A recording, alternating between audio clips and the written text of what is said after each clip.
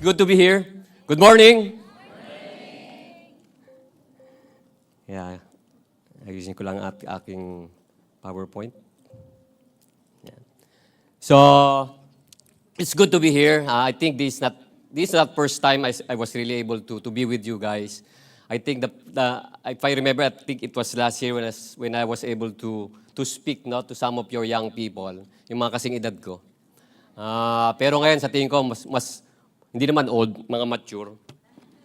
So, yeah, praise God. No, last week I was talking with Pastor Carlo and we were talking about this topic, and he said to me if I could share something to you guys. I've shared this before to some of you, and hopefully, you will have a new insight, a fresh insight. So what will I say? Handa na ba kayo? Yeah, okay, so pwede na matulog. So good morning again. Of course, I'm not with my wife right now. They're living in the province, but I'll be with them this afternoon. I'll be speaking there this afternoon. So after this, I need to leave immediately. But hopefully, every words I will say, starting this minute, will hopefully minister to you. So, wag ho kayo mabother kung lagi ako nagaganyan kasi yung clicker ko. So I'm Jerry Gambala. I'm the executive director of a non-government organization. It's not a political organization. It's not a religious organization. It's not a business organization. It's a non-government organization, non-profit, non-stock. We established it about 3 years ago, when we were talking about loving the nation. So sabi namin, pasimplihin natin yung pangalan natin, we are Christians. No further explanation, we are Christians who would like to help this nation, basically. So yun po ang aming organization. Presently I'm the executive director, pero titles come and goes. Madali lang mawala yan. Baka bukas hindi na kasi absent ako kahapon. So, si Sante na ako, But my special anointing in life, I always say this kasi ito gagawin ko sa inyo, I'm a professional disturber. Dahil Gambala, apelido ko. Yan. Hindi nyo na-gets kagad, So, yeah, this is my special anointing in life. Panindigan ko na to this morning. Istorbohin ko kayo. You know why I exist? Sabi ko, I think this is why I exist. Pasensya na, hiniram ko yung picture ni Papa P. So, I exist to disturb your heart this morning. And even your mind. But more especially your soul. When it comes to who we are and what we need to do as a Filipino, hopefully. So, this is my task this morning, or ito yung pinagpipray ko, sana after I speak, it will disturb you. When you go back home after this conference, you'll think about what I will say. Kung mali, discard it. Pero kung tama, act on it. Kasi tama siya.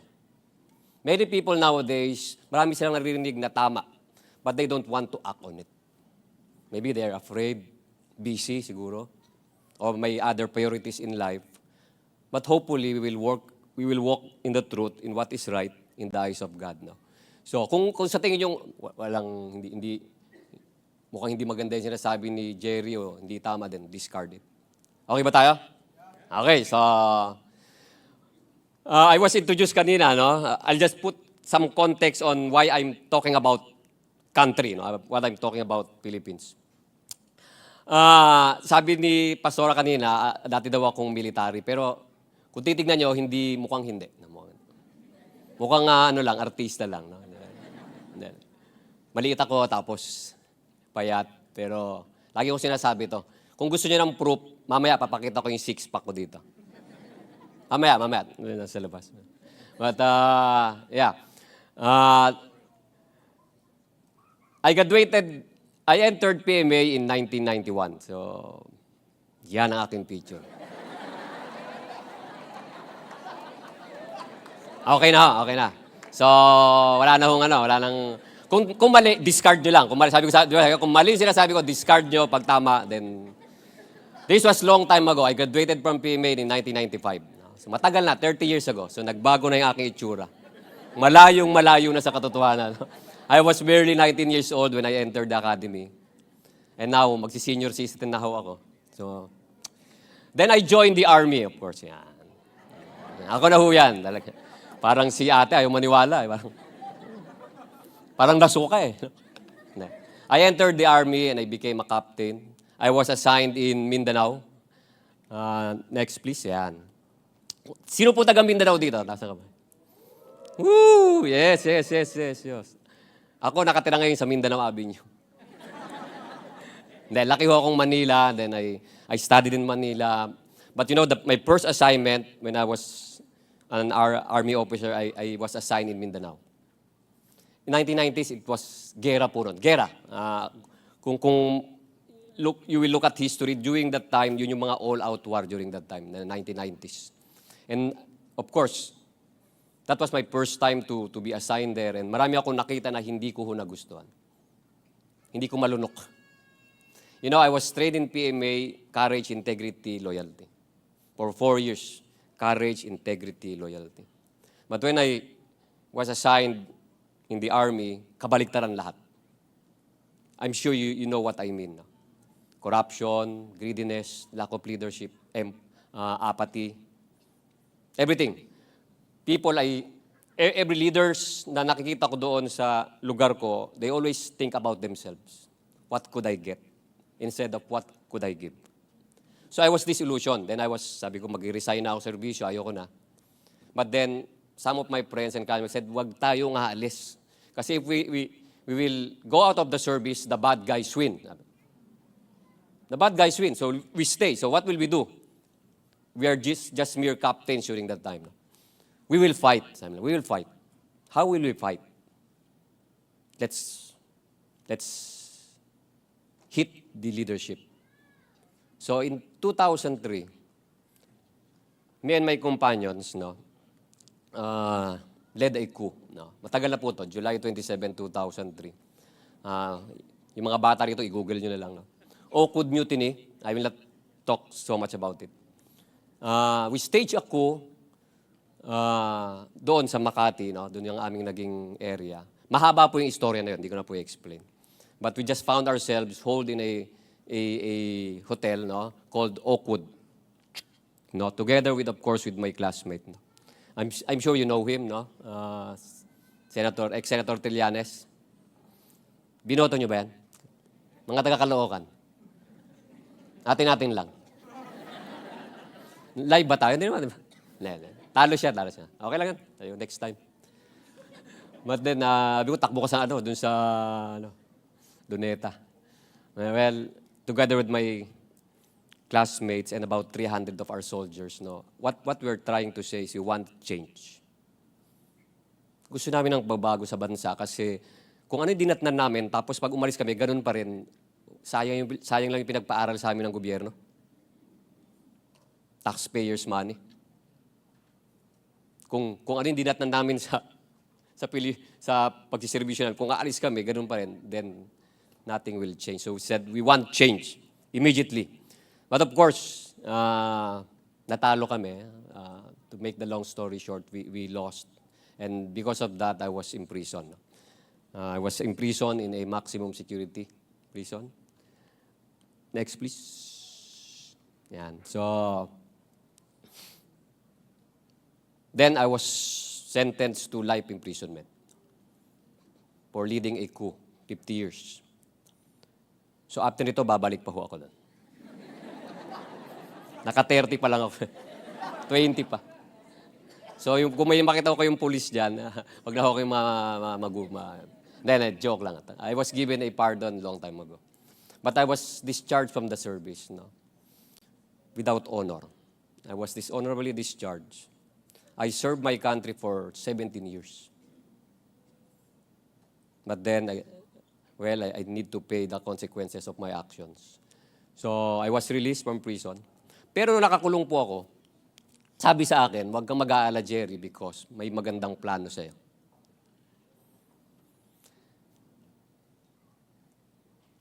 Alam niyo po ba kung bakit? Yan. Kilala niyo po si D30? Sige, D30. Kilala si D30? Sino siya si D30? Ba't takot kayo sabihin? Wala naman, okay lang. Kilala niyo. Si, of course, our president. Yan, our president. Of course. Sabi, ito, I'll tell you something. Alam niyo ba po kung bakit nagkakagulo-gulo ang bansa natin ngayon? Kasi nakaupong president ngayon, supposed to be hindi siyang nakaupo. Supposed to be. Kasi D30. Dapat ang nakaupo ngayon si D31. Kilala niyo si D31? Tak! Ayos na, ha? By design, supposed to be ako yung magiging presidente. Pero hindi ako tumakbo eh. Wala tayong wala ho akong wala. So magulo. So, of course, God anointed si President Marcos. We pray for him. Joke lang ho yan. Pero, ito, totoo. When I was in prison, someone told me, Jerry, your life will not end here because God loves you. And, hindi ko na sabihin yung story ko. Could you please play the video na lang? Short lang naman to.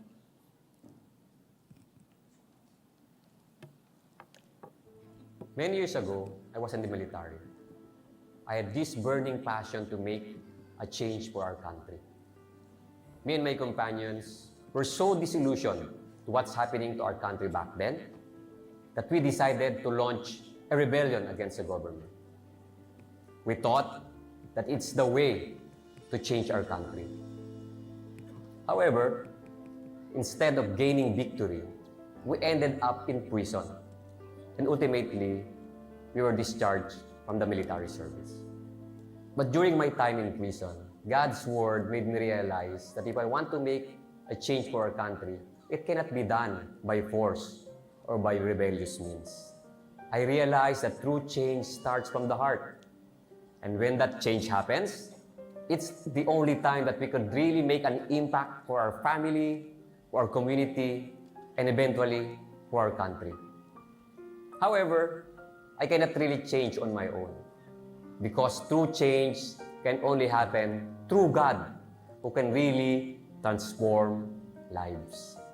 Fast forward to today, I still have that burning passion to be of help to our country. And I have decided to be again in the forefront of nation building. But this time, it's not through rebellion, but by being part of the Christian values movement. This movement aims to educate biblical values and to build a community that will stand for godly governance.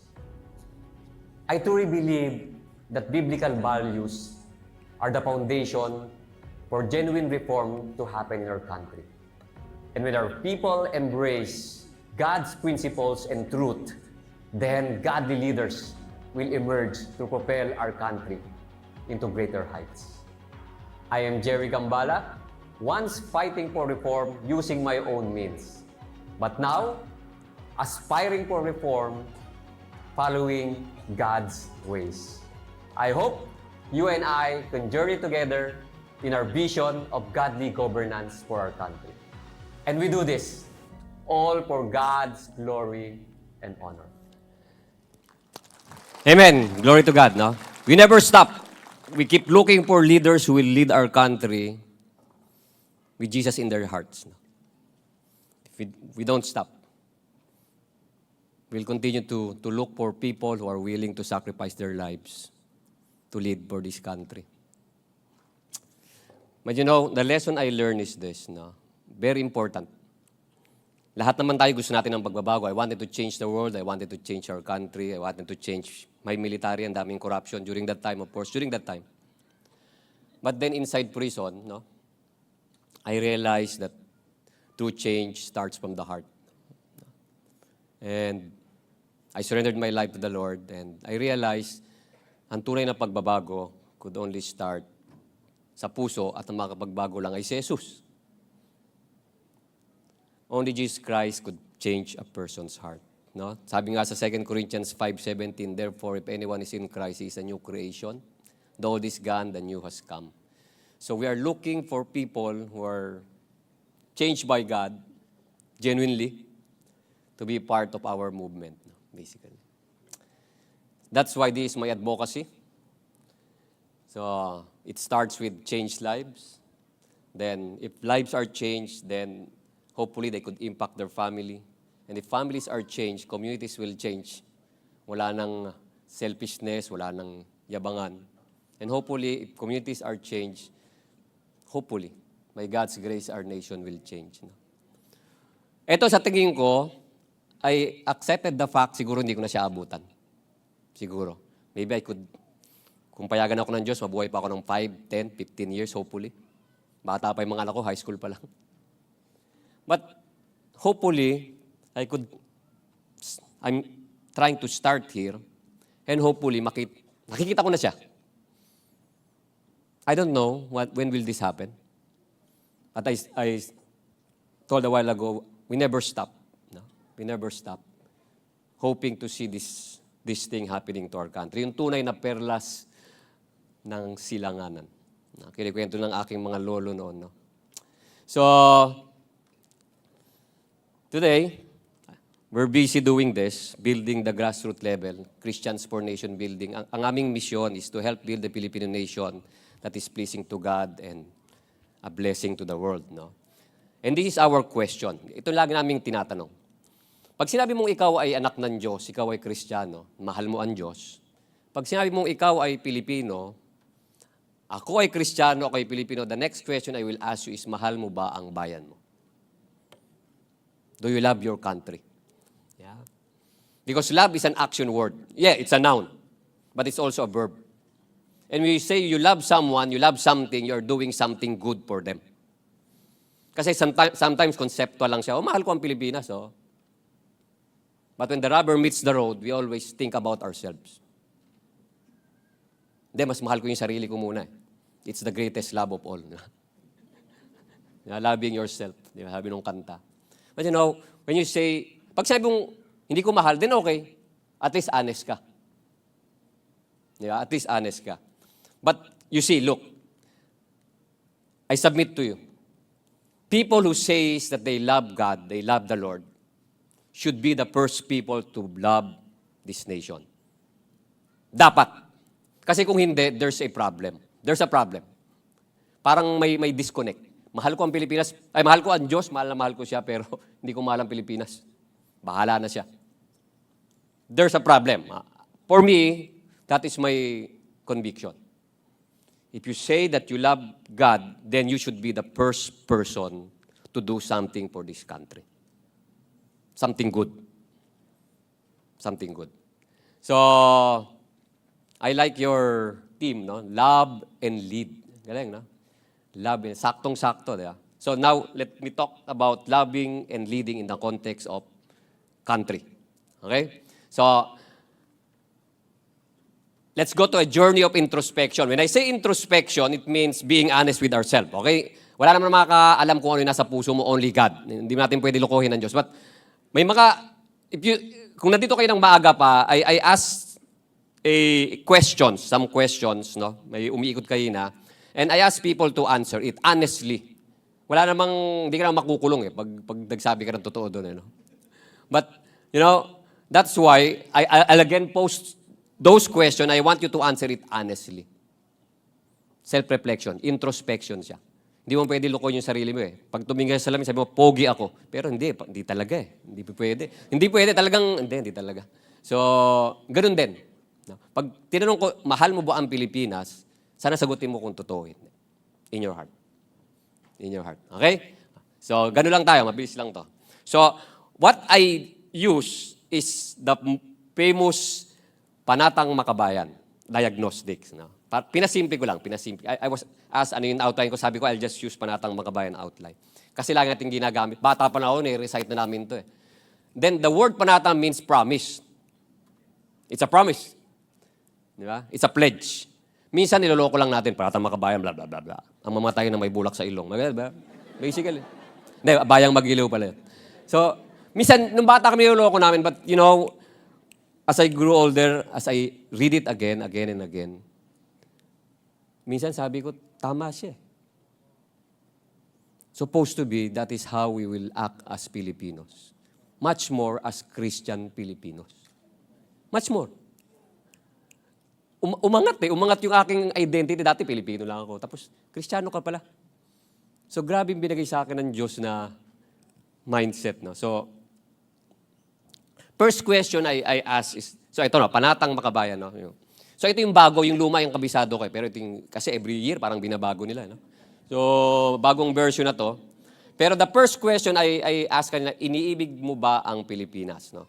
So, Ito yan, iniibig ko ba ang Pilipinas? So you answer it. Kahit samayan mo lang. Ano ba yung answer natin, Sir RG? Ito yan. Pakikuha ka lang nga. Iniibig ko ba ang Pilipinas? So, indicative na, hindi naman lahat nakasagot pero indicative siya kung ano yung, what kind of people are you, no? When it comes to country. You know, everyone said yes. Everyone said yes. So, I hope, no, wherever you will be after this, you will do something good for the country. Kasi sabi mo, iniibig mo ang Pilipinas. So, iniibig ko ba ang Pilipinas? Yan. Yes, no one says no. I don't know if, alam ba to? Sige, yes, mahal ko. Alam, sabi ko, hindi ko mahal. No? So, iniibig ko ba ang Pilipinas? So, the question is, mahal mo ba talaga ang bayan mo, no? Because my challenge to you is this, no? If you say you love this country, how do you show your love for this country? How am I showing my love for our country? Think about it. Paano ko pinapakita yung pagmamahal ko sa bayan ko? Because love is an action word again. Again, introspection. Hopefully, when you go back home, kung sinabi mong mahal mo ang Pilipinas, you'll do something good. Do you know what's the opposite of the word love?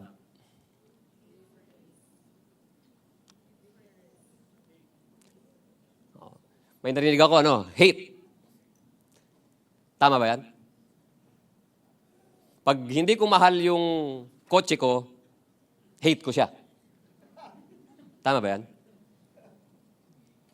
No. You know what's the opposite of the word love? Tama yung narinig ko kanina kila ma'am, no? Kila sister. No? The opposite of the word love is indifference. Yung wala kang pakialam. Hindi ko masabing hindi ko mahal ang Pilipinas pero wala akong pakialam. Apathetic. Indifferent ka lang. Wala akong nararamdaman para sa bansa. Hayaan mo na siya. So, iniibig ko ba ang Pilipinas? So, second question is, aking lupang sinilangan, tahanan ng aking lahi. From this line, so my question is this. Tinatanggap ko ba na ito ay ang tahanan ng aking lahi? Tinatanggap ko ba ang Pilipinas na dito talaga ako lumaki? So most of you, again, 98%, 99% said yes. Tinatanggap ko ba na ito ang tahanan ng aking lahi? Isa lang ang no. Sino kaya ito?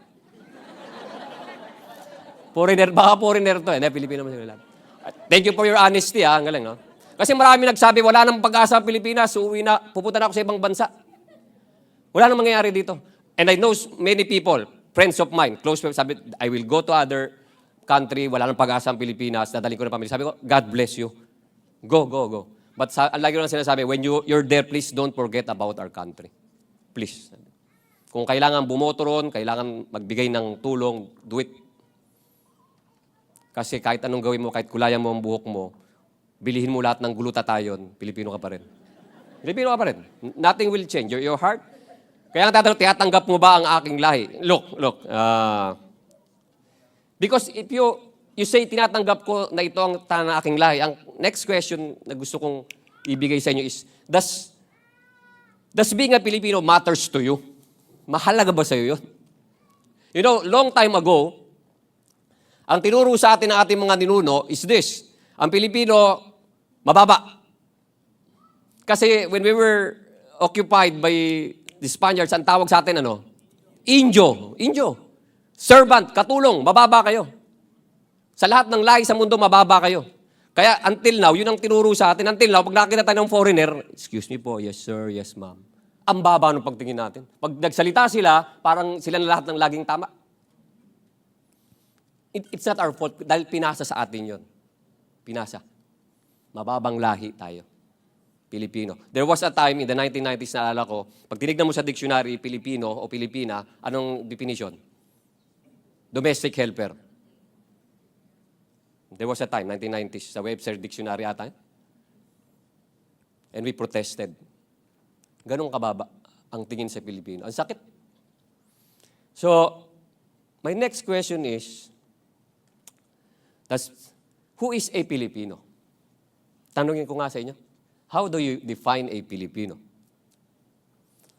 When this question was asked, ito yung general answer. Sabi na, someone, yung physical picture, someone who has brown skin, black hair, and short. Yan, Pilipino daw yan. Someone whose parent is a citizen or national of the Republic of the Philippines. So yung iba naman, yung by law, naging Pilipino. No? But someone said this, no? Who is truly a Filipino? A true Filipino is not only defined by some superficial stereotype or by any matters of the law, sabi niya. A Filipino, more than anything else, is defined by their total embrace of the collective values and culture of the Filipino society and being proud of it. Pinagmamalaki ang pagiging Pilipino. A true Filipino cares for the Philippines and desires to serve her in any way possible. So sabi nila, I submit to you, kaya ito ang ating maging definition. Now I will ask you again. Sino dito, ikaw ba ay tunay na Pilipino? If this is our definition, ikaw ba ay tunay na Pilipino? Next slide, please. This is the next question I would like to ask you. Introspection. Are you willing to serve and sacrifice for our country? Kung yun ang definition natin. Ikaw ba ay tunay na Pilipino? You know, let me define what Filipino is.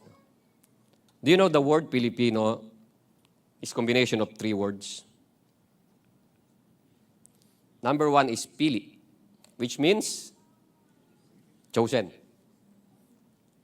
Second is lipi, means race. And then Pino, which means refined. So the word Filipino means it's a chosen and refined race. Nagkataon lang ba yun? Tsamba ba yun? May tsamba ba sa Diyos? Filipinos are chosen and a refined race. Wala akong pumili dito na ako'y magiging Pilipino. Diyos ko, gawin mo akong Pilipino. No.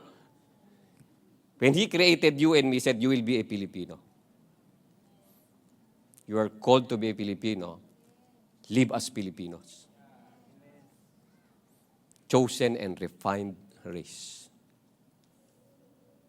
Are we living like a chosen and refined race? O kinahihiya natin ang ating Pilipino? So my question is this. Are you proud of being a Filipino? No? When I was talking sa isang grupo, no, I asked them, are you proud of being a Filipino? So, maybe, sometimes, pag may achievement, pag nanalo si Manny Pacquiao, pag nanalo tayo sa Miss Universe, no? Pag nanalo tayo sa Olympics, si Carlos Yulo, pero nung dumating yung nanay ni Carlos Yulo, hindi Pilipino yan. Kagulo-gulo na, di ba? So, am I proud of being a Filipino? Then, let's go to Panatang Makabayan again. Kinukop-kop ako, tinutulungan maging malakas, masipag at marangal ng bansang Pilipinas. So, I asked this question, no? Kinukop-kop ba ako at tinutulungan ng aking bayan? So, many answered, ito, medyo hati, 50-50. Yung iba, oo, yung iba, marami rin hindi. Hindi ako tinutulungan ng aking bayan. Walang pakialam ang aking bayan. Bakit kaya lang nasabi yun? Ang lalim ng hugot nito. No, bakit kaya sabi na, hindi ako tinutulungan ng aking bayan. So,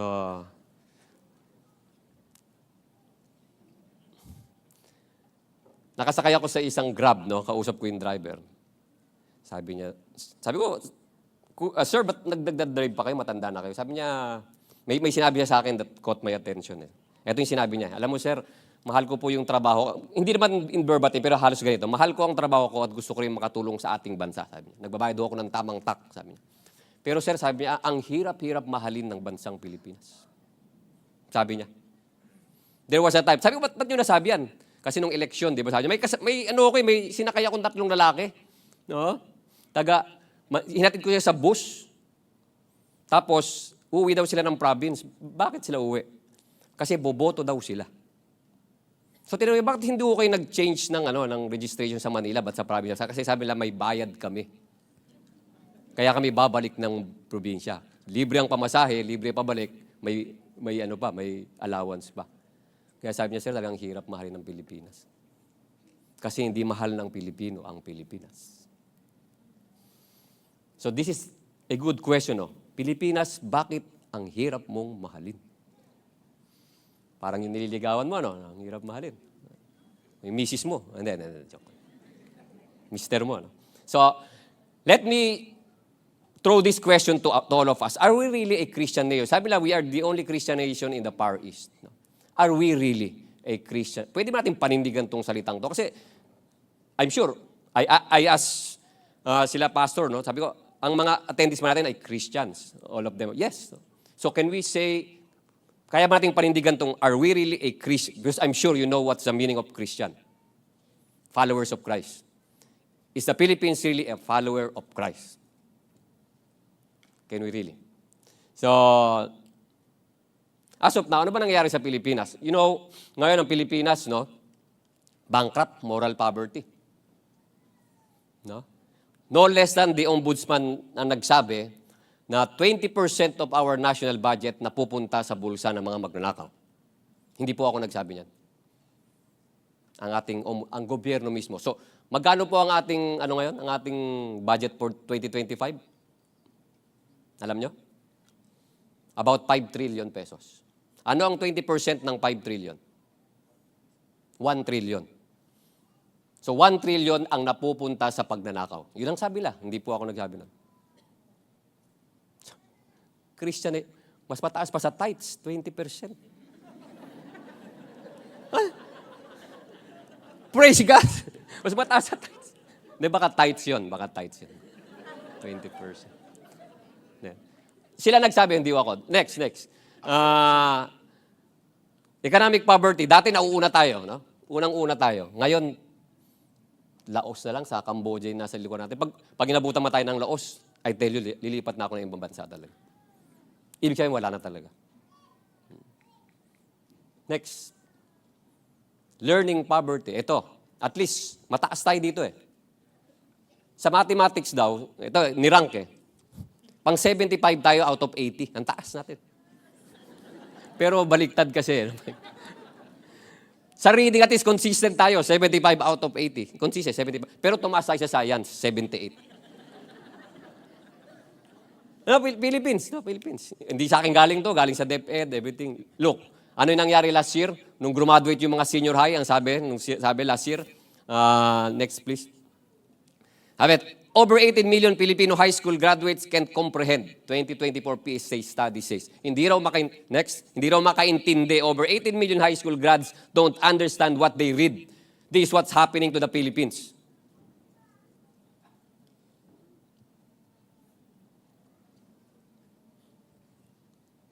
But the truth is this. Aminin ko po. The Philippines now is the product of what my generation did and forgot to do. Aminin natin yung mga kasabayan ko. Kaya nagkagito ang Pilipinas kasi we did not do our job. How much more as Christians? We disciple nation. Bumaliktad eh. The nation discipled us. I'm talking about Christians. We forgot to do what we need to do. Kaya young generation, pasensya na kayo. Patawarin nyo kami. It's not your fault. It's our fault. Kaya nagkaganito ang Pilipinas. It's our fault, basically. Inaamin ko po. Kasi akala namin, okay tayo. Kaya siya nagkaganito because we did not do our job. Next, please. So let's go to this portion. Dahil mahal ko ang Pilipinas, dirigin ko ang payo ng aking mga magulang, susundin ko ang tuntunin ng parandis for the young people, tutuparin ko ang tungkulin ng mga makabayan, naglilingkod, nag-aaral at manalangin ng buong katapanan. So anong sinagot natin dito, sir? Yeah. Pagsabay-sabayin ko na to kasi isang to eh. Yan. Hanggang dyan. Yan. Ayan. Yan, okay. So most of you, those who answered this, puro yes. Naglilingkod, nag-aaral, nananalangin ba ako ng buong katapatan? Pinagdadasal niyo ba yung Pilipinas? Hopefully. Ito, tinutupad ko ba ang tungkulin ng isang mamayang makabayan? Ito, may mga 10% na nagsabi na hindi kasi hindi naman daw siya member ng Makabayan Block. Joke lang mo yun. So, mga congressman. So, we respect them. Sinusunod ko ba ang tunay na aking paralan? About 10%? Sabi, hindi. Dinirinig ko ba ang payo ng aking bayan? Marami nagsabi, oo. Almost. Dinirinig ko rin ba ang payo ng aking mga magulang? About 10% said no. I don't follow my parents. Now for our young people, that is my challenge to you. Tingnan natin. Let's look. Next, please, next. Kumusta na kaya ang kabataang Pilipino ngayon? Kayo naman ang pag-uusapan natin. Kumusta na kaya? Let's look at the general picture lang. The Filipino youth. Percentage of young people taking drugs in the Philippines. At the age at first drug use, 41% belongs to 15 to 19 years old. So, nagda-drugs. Next. Youth suicide rates have escalated in the Philippines. 40 suicide deaths. Hindi to updated na, pero ito yung ito yung latest na nakita ko. 40 suicide deaths reported, 58% were below 30 years old. Next. Early teen pregnancies, 15 years old went up by 35%, 15 years old and below. Before, 18 ngayon, 15 years old. And then they made a survey, ano daw yung pinagkakaabalahan ng Filipino youth. Ito, SWS to Sa loob ng isang linggo, ano ang pinagkakaabalahan ng Filipino youth? Number 1, andong pinakamataas, 76%. Ito. Pakiclick. 56% doing household chores. Tama ba to? Palakpakan ng mga kabataan. Woo! Praise God, no? Ayos. Ito ba yan? Parang pati kayo nagdududa Nene. Sige na, okay naman yan. Tanggapin natin. Survey yan Pero look at this. 72% social media, Facebook, online games, Facebook, watching videos. Ito na yun. Ito na. But ito yung nakakalungkot. Dito ako nalungkot Look, only 5% are involved in doing community projects. Siguro yan yung mga SK. Only 5% are doing something for their community. Sana itong 5% na ito, mga Christian sana to. At least, masabi namin, tumutulong ang mga Kristiyanong youth. The problem is, ayoko na sabihin, pero most of the members of the SK Federation are not. Alam niyo na yan. Medyo malabo ang So,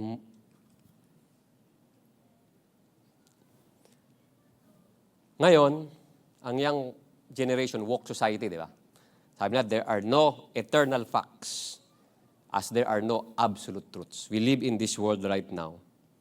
Hindi yun to kasalanan. Kasi pinabayaan namin. Ano yung deceptions of the world? Ano sabi dito? Do what makes you happy. It's not wrong because it feels good and looks right. Everyone is doing it, so it's okay.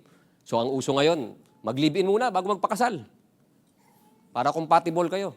Malaman. Kung hindi, pwede kayong maghiwalay. Okay naman yun. It's your body, so you can do whatever you want. If you want to do abortion, it's okay. Body mo yan, katawan mo yan. No one could say, no one could stop you. If you want to take drugs, katawan mo yan. There is no absolute truth. The Word of God is not the manual of life. Yan na po ang tinuturo ngayon. Bakit siya umabot sa Pilipinas? Kasi pinabayaan namin. Kala namin hindi aabot sa atin to Kaya nga ganito na ang takbo ng mga, even young people nowadays are confused if they're a boy or if they're a girl.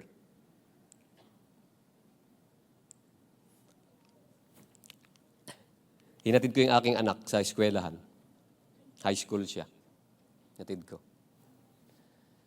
Tapos, when we were in the school, may nakita ko isang teacher. Alam ko, I admire beauty.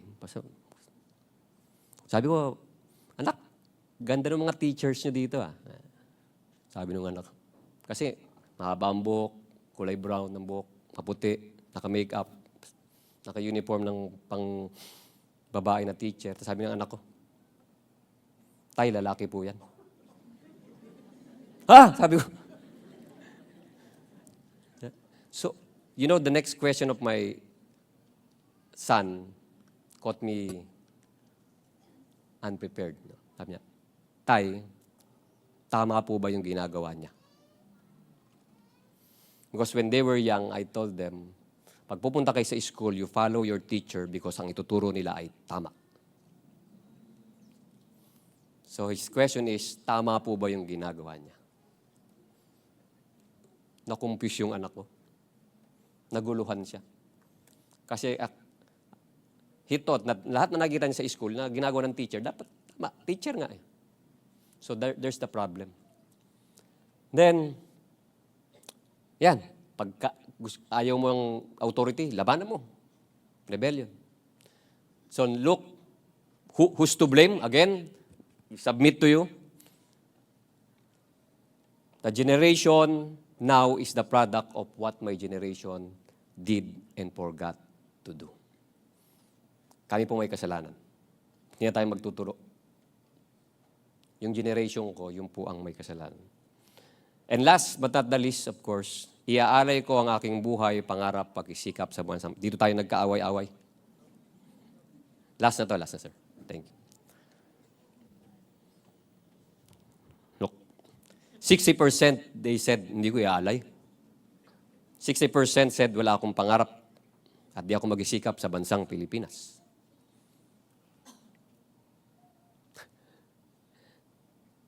Coming from Christian Filipinos.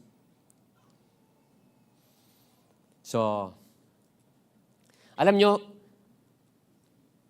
itong word na to, may mga taong yumakap nito. Nasabi na, ito ang gagawin ko sa buhay ko. Iaalay ko ang buhay ko sa Pilipinas. Ito sila. Look. Ito sila. Mga kabataan, ang ganda ng buhay, binigyan ng magandang education, umakyat sa bundok, iniwan ang pamilya, iniwan ang pag-aaral, iniwan ang magandang kinabukasan. They go up the mountains because they said, I love this country so much that I'm willing to die for it. Hindi ko, pag inisip ko, kaya ko ba to? Hindi ko kaya yun. Kaya nga, I admire them eh.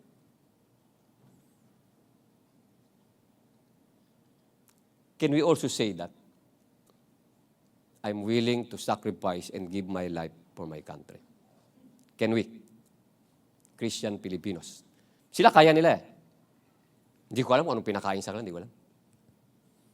But you know, most of them died and they became heroes. May mga ganitong command, Jerry command, mga kung ano. In honor of them. So, sinubukang sagutin niya hindi ko alam kung anong nag-survey nito, yung youth na Dream Philippines Project. Ang question, ano ang pangarap mo sa buhay o ano ang pangarap mo sa bansa? Do you have a dream for our country? You know, the answer is this. 8 out of 10 youths, Filipino youths do not have a dream. Just like this. Just like this. Iaalay ko ba ang aking buhay, pangarap at pagsisikap sa bansang Pilipinas?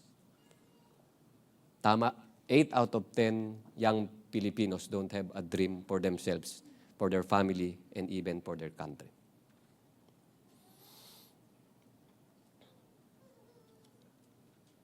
Do you have a dream for our country? I would like you to, hindi na natin gagawin to, pero when you go home, I want you to get a sheet of paper. Sulat nyo lang, ano ang pangarap ko sa Pilipinas? Kuha lang kayo kahit 1/4 sheet. Sulat nyo lang. Kung wala, di sulat mo, wala. Okay lang yun. At least honest ka. But can you write this, assignment? Then fold it, put it somewhere, then every birthday or every New Year, read it.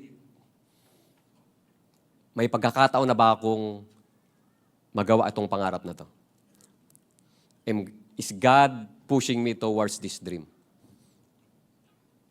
Eto na ba? Check nyo lang. Pag hindi pa siguro. Hindi pa. Tago nyo lang. Tapos pagtanda nyo, tingnan nyo, wala pala akong nagawa sa Pilipinas. So, assignment na lang to.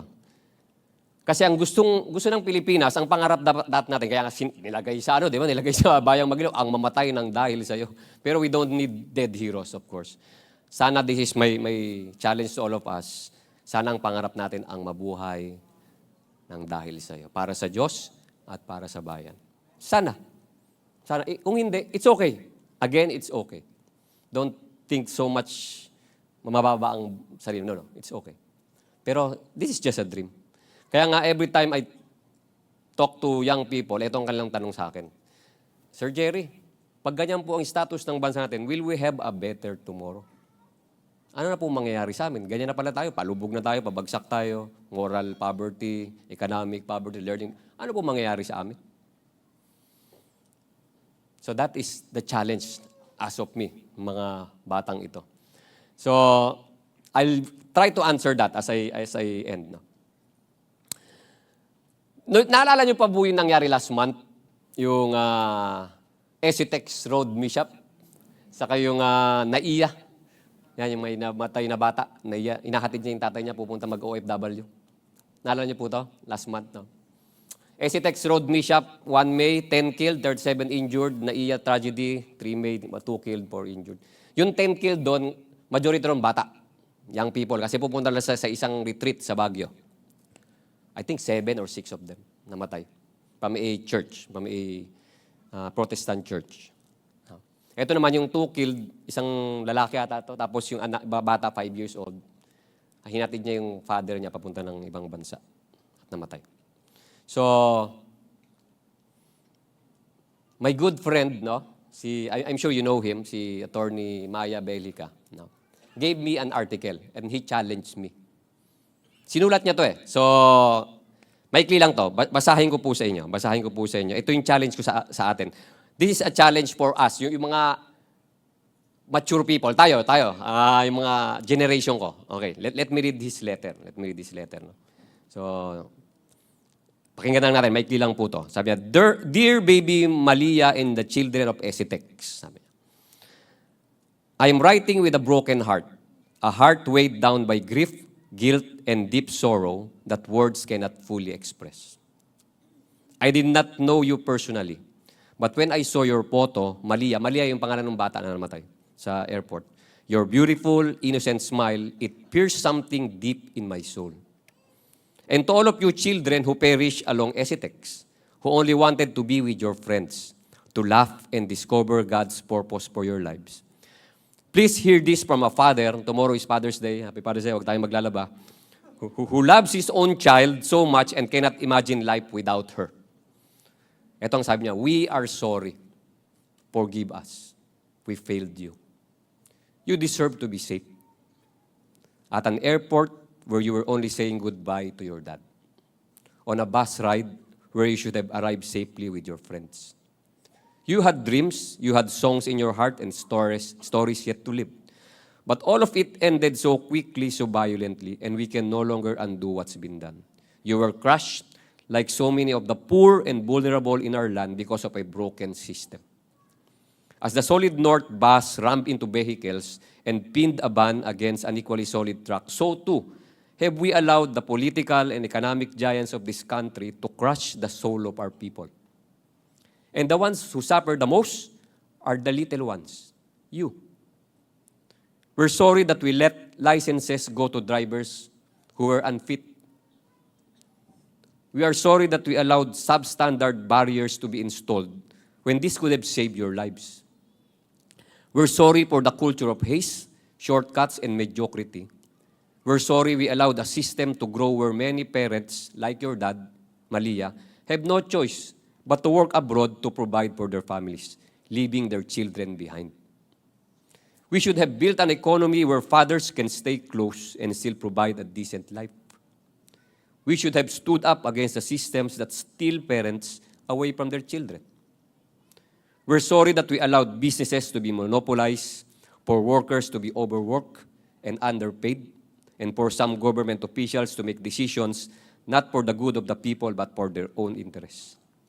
We are sorry for every compromise we made, for every truth we ignored, for every time we choose comfort over responsibility.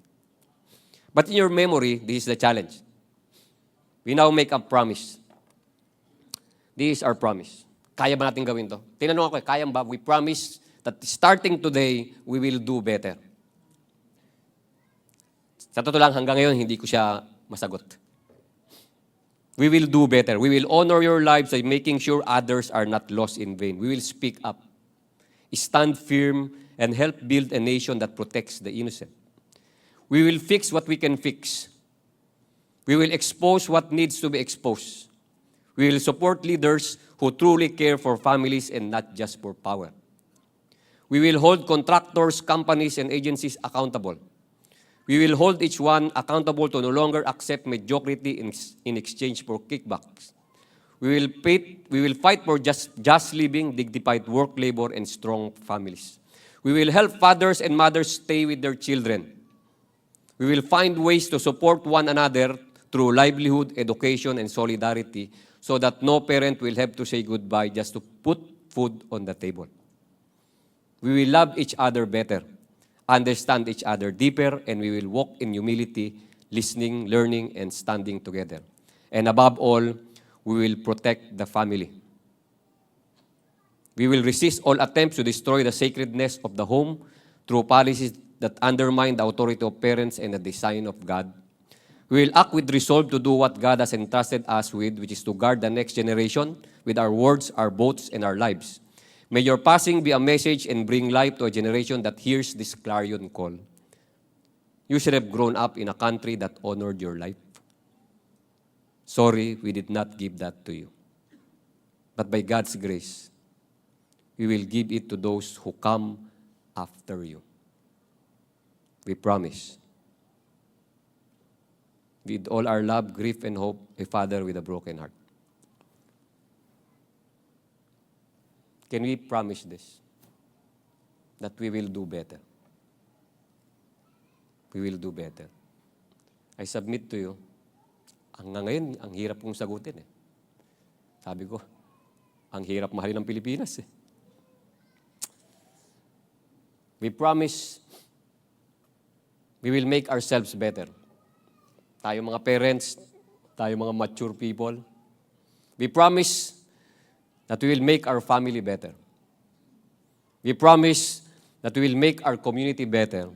We promise that we will make our nation better. Why? Because we love God. And we love the next generation. What's the difference between a statesman and a politician? A statesman thinks about the next generation. A politician thinks about the next election.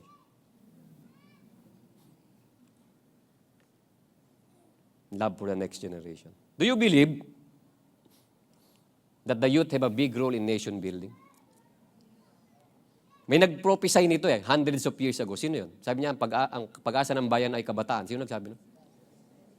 Jose Rizal, di ba? Galing ni Jose Rizal, naisip niya. But you know, when you read his novel, he's talking about revolution. He was talking about fighting the invaders, yung mga sumisira sa bansa. But you know what? When he went, nung pumunta ako sa Intramuros, nabasa ko yung history niya. Pumunta siya sa Germany pala, mga 2 to 3 years. And a certain pastor, Karl Ulmer, discipled him, mentored him. Pastor, German. No? That's why nagbago na yung punto niya when he went back and write El Filibusterismo. Ito narinig ko to kay Pastor Carlo eh. Nung binasa ko rin, naiyak din ako. Sabi niya, naiyak siya nung binasa niya to. Ito yun eh. Yung nakalagay sa UP, di ba, Pastor? Next please. Ito, part 2 ng El Filibusterismo. I'm sure nabasa nyo na to. Pero ito yung sagot ni, yung sabi niya, kabataan ng pag-asa ng bayan. Pero he qualified it. He qualified. Sabi niya, nasaan ang kabataang mag-aalay ng kanilang kasibulang buhay, ng kanilang hadikain at sigasig sa kabutihan ng bansa? Nasaan ang siyang puspusang magbubusang dugo upang hugasang lahat ang ating kahihiyan, ang ating makalapastanganan, ang ating kamalian o kabalintuan? Ang sagot niya ito, look, tanging yaong dalisay at walang bahid. Those who have clean hands and pure hearts. Yun ang pag-asa ng bayan. Kabataang may malinis na puso, may malinis na adhikain. So, to our young people, our country needs help, whether we believe it or not. But it needs help from young people who have clean hands and pure hearts. Kristiyanong Pilipino. Tayo yung sinisigaw ni Jose Rizal. Kayo yun. And where are we? Are we willing to go out and help this nation? Basically. So, when we were doing our C4NB curriculum, I met this girl. She wrote something. And it will be published in the newspaper. She wrote something. After our C4NB training and discipleship, may sinulat siya. And let me read it to you. Short lang to. Last na to. So, this is her answer. Sabi ko, may pag-asa ba ang ating bayan? So, sabi niya, maybe it was never the country. Her name is Ron Lian. No? With all the chaos and injustice to be found in this country, I used to believe that the Philippines was beyond saving. She is senior high, I think 17 years old. Whenever I mindlessly scroll through my news feed or hear my peers talking about politics, corruption, and poverty, it always sounds the same. A familiar kind of hopelessness, perhaps. I'd hear and see jokes like, sarap mag-ibang bansa, or even sarap mong iwan Pilipinas. I always found myself laughing along because deep down, I believed it too. Considering that I was graduating in a few months at this time, little by little it sank in. There was no hope in this country. I've seen my family and friends gut rob opportunities and living. So what's the point of even trying? I told myself maybe if I focus on myself, get a high-paying job, and move abroad, maybe I'll be fine. For the longest time, I honestly thought it was the smartest choice to make. Then this subject came along, Christian Basics for Nation Building. At first, I thought it was just another class that I had to finish. I never expected much, but it surprised me. It didn't try to sugarcoat the issues in the country. In fact, it made me see them even clearer. But instead of leaving me feeling hopeless, it did the opposite. It made me uncomfortable in a good way. Because suddenly, I had to ask myself, what am I doing for my country? If I claim to be a Christian, if I say I have faith, why have I given up on something God hasn't? That hit me hard. Maybe the Philippines isn't the real problem. Maybe it's us. Maybe it's me. Maybe we've all been waiting for someone else to fix it without realizing we're part of the healing. I saw that change doesn't always come from big speeches or grand gestures. Sometimes it starts with choosing integrity, choosing honesty, choosing service even when no one is watching. Being a Kristiyanong Pilipino isn't just about praying or going to church. It's about loving this nation enough to do something about it, to stop blaming and start building. And even if it's slow, even if it's small, it still matters. I don't know exactly how I'll help rebuild this country. I'm still learning. But now I believe that hope isn't dead. It just needs people willing to carry it. So maybe the Philippines wasn't the problem after all. Maybe it just needs more of us to stop giving up and start showing up. So instead of saying, I want to live, maybe it's time to stand and start saying, I want to live. It came from a 17-year-old senior high school student. And to our young people, this is my challenge. To be nation builders. Filipino youth who love God and are committed to Him. Filipino youth who love our country and commit our people. Love and lead. Lead your school, lead your community, lead your family, lead this nation. Run for office if it needs to. If God is telling you, I raise you during times like this because you will run this country well.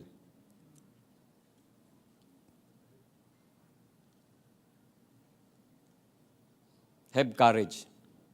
We need leaders who have clean hands and pure hearts.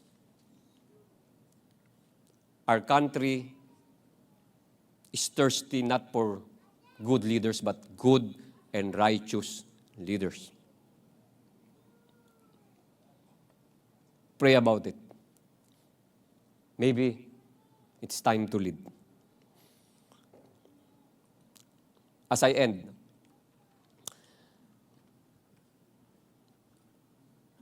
nung ilo-launch na namin yung kudeta namin, mga 2 weeks before, I was having second thoughts. So I went to a high-rise mall. Hindi naman siya, pero parang ganyan. Umakyat ako sa pinakamataas na floor. And then I started looking at the people. No? Yung, sabi, is these people worthy of my sacrifice?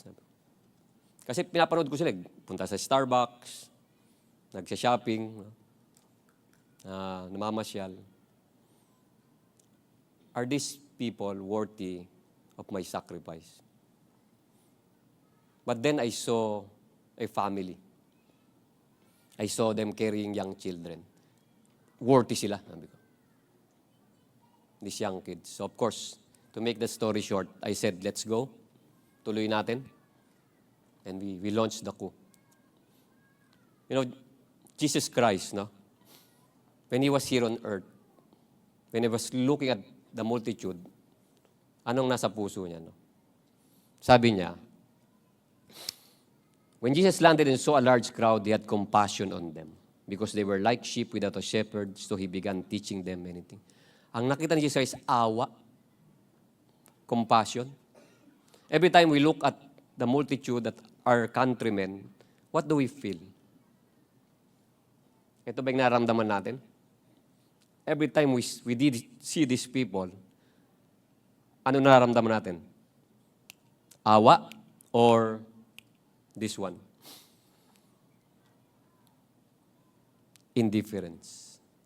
And what does indifference means? Wala akong pakialam sa inyo. Bahala na lang kayo. I have problems on my own. But you know, we as Christians, this is the calling of the Lord. Look, in Ephesians 2:10, for we are God's masterpiece. He has created us anew in Christ. Binago niya tayo. So we can do the good things He planned for us long ago. We will do good things. We will do good things. The question is, are we willing to sacrifice to do these good things? Ang pangako ng Diyos, I will never leave you nor forsake you. Punta ka sa politics, I will never leave you nor forsake you. Punta ka sa business, I will never leave you nor forsake you. Punta ka sa academe, ang daming kalaban, I will never leave you nor forsake you. But you are destined, I have planned good things for you to do. If you are willing. If you are willing. So, ako ay Kristiyano, ako ay Pilipino. Mahal ko ba ang bayan ko? Let's all rise. Let's, as I end, no? Can we again make our pledge, Panatang Makabayan? Let's all raise our right hand and repeat after me. Okay. Ito, may feelings na to, may puso na to. Okay, let's raise our right hand. Panatang Makabayan. Iniibig ko ang Pilipinas. Aking lupang sinilangan. Tahanan ng aking lahi. Kinukupkop ako at tinutulungang maging malakas, masipag, at marangal. Dahil mahal ko ang Pilipinas, dirigin ko ang payo ng aking mga magulang. Susundin ko ang tuntunin ng paaralan. Tutuparin ko ang tungkulin ng mamayang makabayan. Naglilingkod, nag-aaral, at nananalangin ng buong katapatan. Inaalay ko ang aking buhay, pangarap, pagsisikap sa bansang Pilipinas. So help me God, let me pray for us. Our dear Heavenly Father, thank you for saving us. Who are we, Panginoon? That you chose us to be Filipinos, much more to be Christian Filipinos. You have called us and you changed us by the power of your Son, Jesus Christ, in our lives. Because you want us to do good things. Not only for ourselves, but for our families, for our school, for our government, for our community, and for this nation that you have given to us. Chosen and refined race. Lord, I pray for each and every one of us. For us who is still living in apathy. For us who have given up for this country. For us who are indifferent.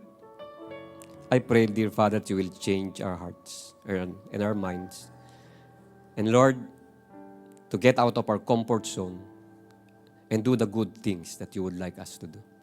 Lord, help us lead, Panginoon. Kung meron pang pong nauuna, dapat Kristiyano po yun, Panginoon. We should not be afraid.